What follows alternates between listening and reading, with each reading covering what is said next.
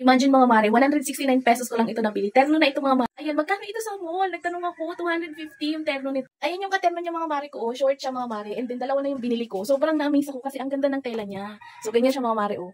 Ayan, oh, tingnan nyo naman yung kulay. Printed siya na chalis, mga mare ko. Yung fabric niya is chalis. Ayan, mga mare ko. Ang ganda nitong dilaw, mga mare. Ano siya, mustard pala. So, ganyan yung itsura niya. Pwede ito, mga mare ko, sa mga XL kasi ako XL.